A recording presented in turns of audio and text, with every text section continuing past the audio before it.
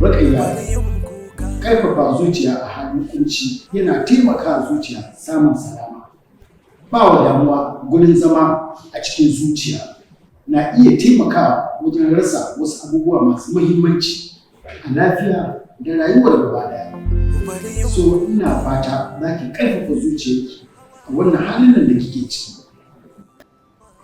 Insha Allah. Good.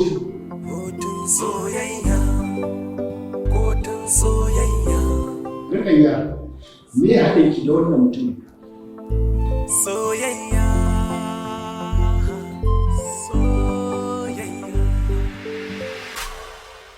Ya mai girma mai shari'a, saurayina ne.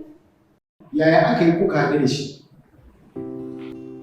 Mun haɗu da shi ne wata rana a asibiti. Ya kawo mahaifiyarsa, ni kuma ina aikin jinya a lokacin. Kwanansu 8 a asibiti suna jinya. Yanda na kula da mahaifiyarsa, shi ne ya burge shi. Har ya karɓi lambata. Ya karɓi lambar ne da niyyar in wani abu ya faru bana nan ya kira ni.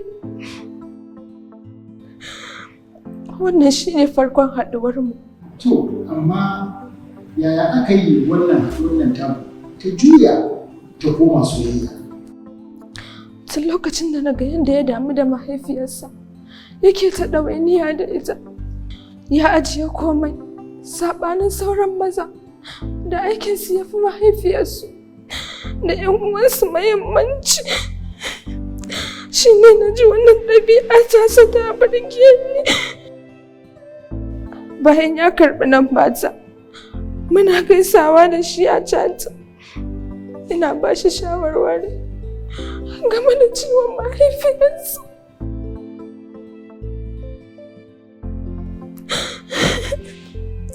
Ta yadda zai kula da ita ba tare da wata matsala ba. Ya yi yunƙurin bani kuɗi, amma ban karɓa ba.